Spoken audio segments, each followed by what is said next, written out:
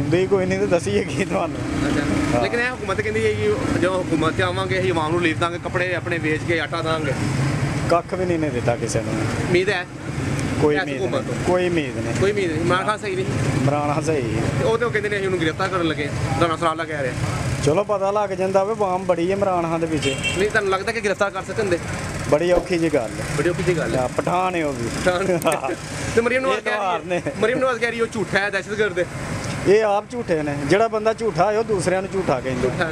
ਜਦੋਂ ਬਿਜਲੀ ਗੈਸ ਦਾ ਕੀ ਸੂਰਤ ਹਾਲ ਹੈ ਇੱਥੇ? ਘੱਟ ਵੱਧ ਹੀ ਆਉਂਦੀ ਹੈ ਤੇ ਘੱਟ ਵੱਧ ਜਾਂਦੀ ਪਈ ਹੈ, ਲੇਕਿਨ ਇਹ ਤੇ ਹੁਕੂਮਤ ਕਹਿੰਦੀ ਕਿ ਅਸੀਂ ਆਵਾਮ ਨੂੰ ਸਭ ਕੁਝ ਦਾਂਗੇ, ਆ ਕੇ ਕੱਪੜੇ ਵੇਚ ਕੇ ਆਟਾ ਵੀ ਦਾਂਗੇ। ਲੱਗਦਾ ਜੋ ਵੀ ਹੈ ਵੇ ਉਹਨਾਂ ਨੂੰ ਪਤਾ ਕੀ ਦੇਣਾ ਨੇ, ਨਹੀਂ ਕੀ ਦੇ ਸਕਦੇ ਨੇ ਕਿ ਨਹੀਂ?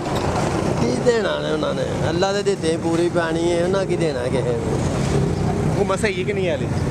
ਬਸ ਅੱਗੇ ਸਹੀ ਹੈ, ਹੁਣ ਨਹੀਂ ਸਹੀ। ਅੱਗੇ ਸਹੀ ਹੁਣ ਹਾਂ ਨਹੀਂ ਸਹੀ। ਨਹੀਂ ਉਹ ਤਾਂ ਕਹਿੰਦੇ ਨੇ ਅਸੀਂ ਜਿਹੜਾ ਇਮਰਾਨ ਖਾਨ ਨੂੰ ਫੜ ਲੈਣਾ ਵੇ, ਜੇਲੇ ਪਾ ਦੇਣਾ। ਚਲੋ ਇਹ ਉਹਨਾਂ ਦਾ ਯਾਰ ਪਾਣਾ ਚਾਹੀਦਾ ਜੇਲੇ ਕਿ ਨਹੀਂ?